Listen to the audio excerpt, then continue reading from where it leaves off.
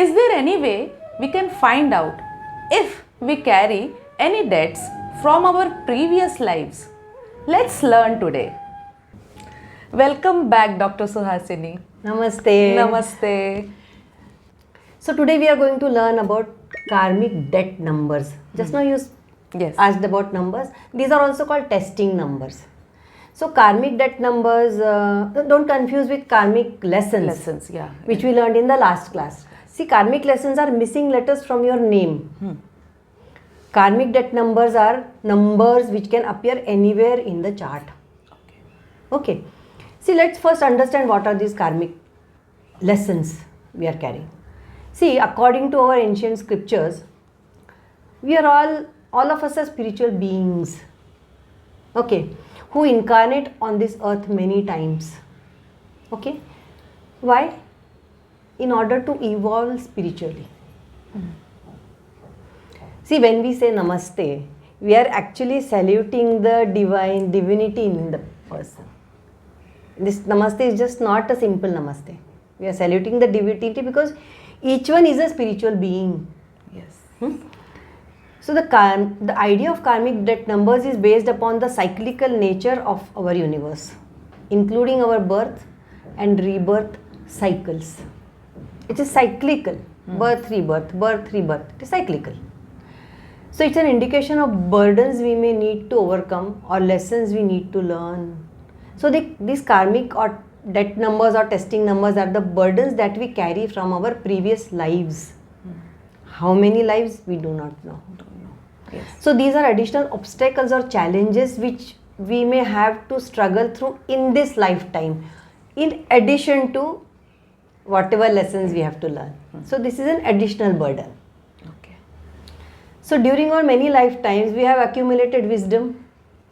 We have also done good deeds. We have also made mistakes. True. And maybe we made wrong decisions. Now we have to pay for them. Yes. So karma is not good or evil. See, everyone has done things which were not perfect. All of us are still doing things which are not perfect. And we are going to pay for it in the next lifetime. Yes. The soul continues to learn valuable lessons every moment in this lifetime. In this process of incarnations, each life is given to us to gain knowledge and become wiser. So it's a part of evolution. This is how we are evolving. We go through a lot of ups and downs in life. We live our happiest moments and not so happy ones. Yes. We learn through all these experiences and try not to repeat our mistakes. But when you are not learned enough, you come back. So while taking a rebirth, we are given additional burden or baggage to rectify our mistakes. Rectify, correct. This burden is called karmic debt. All these burden, or we can say wrongdoings. Wrongdoings, yes. This is called karmic debt. Okay. Basically, it means that there is some wrongdoing of the soul that has to be corrected or righted. According to numerology, there are 4 debt numbers: 13, 14, 16 and 19. So we say 13, 4 because 1 plus 3 is 4. 4, yes. 14, 5, Yes. 16, 7 and 19, 1. This is how we refer in numerology. Because the final number behind them is 4, 5, 7 and 1. 13, 4, 14, 5, 16, 7, 19, 1. Now each of these double digit numbers has its own unique characteristics and its own difficulties and challenges. Right? So these karmic debt numbers can be found in different places in the chart.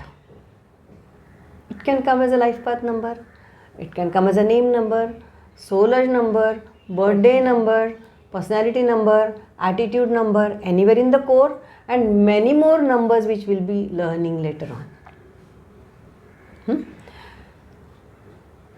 So how do you define this karmic debt number? See, we have studied double digit numbers. in the birthday Birthday. class, we studied about the double digit numbers. We took an example of, I think, number 23. 23. Yes. Yes. No, it has a 2 and a 3. Now here in this karmic debt numbers, all the numbers have 1 and 3 or 1 and 4, 1 and 6, 1 and 9. Yes. Here it is 1. Now here this 1 refers to the self, oneself. Now this has a very deep meaning, because when we studied about the double digit numbers, we said that in the case of 23, for example, we said that 3 is working through 2 to become a 5. So it is using this 2 to become a 5. Here in this karmic debt numbers, the other number, that say for example in case of 13, 3 is using the 1 to become a 5. So here 1 is sacrificed and 1 is oneself. Difficult. So if you look at, if you look at these double digit numbers, all the numbers from 11 to 19 are actually karmic numbers, because 1 is sacrificed here. All from 11 to 19. Okay, but their debt is not as heavy as 13, 14, 16 and 19. That's why we don't talk much about other numbers. But in all these other numbers, 1 is always sacrificed. That is why these numbers are the numbers where those who own them, they have to sacrifice in life. What? It depends on everybody's karma. But some sacrifice is happening. Okay? Say for example, when you look at number, see here, number 1 in each number signifies selfish abuse of the number that follows. Abuse of the number that follows. 1 is selfish, oneself. So this 1, each number signifies selfish abuse of the number that follows. The number following 1 indicates the area in which the selfishness was played out. So that is the karmic debt here. Okay. Number 3 in 13.4 means creativity. See, 3 is about what? Creativity, joyfulness, expression. So in 13.4, it means that creativity, joyfulness and was turned into superficiality, frivolity. Maybe the expression was a very negative expression. Bad mouthing. Bad mouthing. Now here 4 means in this lifetime you have to work hard and take life seriously. Because you didn't take life seriously, now you have to take life seriously. Within the boundaries. Yeah, within the boundaries. Stay within your boundaries. Correct. That's okay. So the number 4 in 14.5. Now we have talked about 13. So number 4 in 14.5 means discipline. 4 is about discipline, hard work, accountability, stability, foundation, practicality. All these are attributes of the 4. Now this was turned into indulgence and rebellious attitude. So in one of the previous lives, or I don't know how many lives, we can't tell that, this was abused. So you were not disciplined, you were not practical, you were not whatever. So 5 in this lifetime means you will strive for freedom, you will be stuck. So here in this lifetime you will strive for freedom and you will feel controlled all the time. Yes. So this is about 14.5. We'll learn in detail. Yes. In 16.7, the 6 means what? Love, commitment, responsibility, they have been forsaken. 16.7 also means illicit relationships have pained the near and dear ones. When you were into relationships which were not acceptable by the society. They were not acceptable by people, or maybe they were not in the, they fit into the laws of society of that time. We don't know. What was it? So because of this relationships, they have pained the near and dear ones. Okay.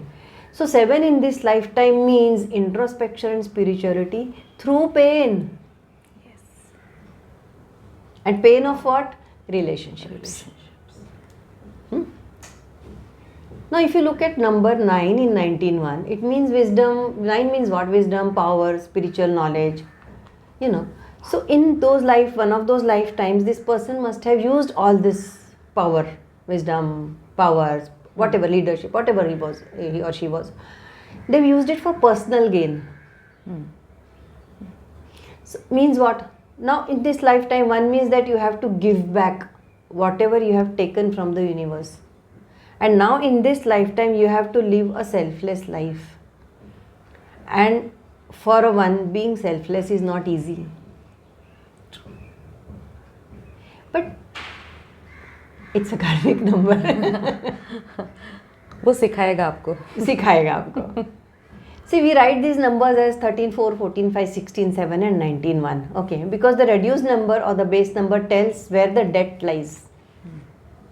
So the number on the right side, no, 13, 14, right hand side, that is the debt you are carrying from the past life. Okay. And the remedy is for healing. See, we have to, the number will also tell you the debt, the number will also tell you the remedy. 2 in 1. Yes. What is the debt and what is the remedy? The same number will tell you that. See, in 1910, 1 plus 9 is 10 and then it becomes 1. There is a 0. Yes. And 0, we'll talk about it later on, but 0 is a divine grace. So this divine grace will come to the rescue. So for 19, this is an advantage. A small help. From the universe. From the universe. Yes. Okay. See, we all have to remember that nobody is born with a challenge that one cannot overcome. So the solutions are found only in the numbers. Yes. So if you go on listening to your own numbers, the basic aspects, the positive, negative, destructive, you will get the solutions there only. You don't have to look for solutions outside. Yes. So this is the introduction about the karmic debt numbers, and in the next video we'll talk in detail about these 4 numbers. Okay.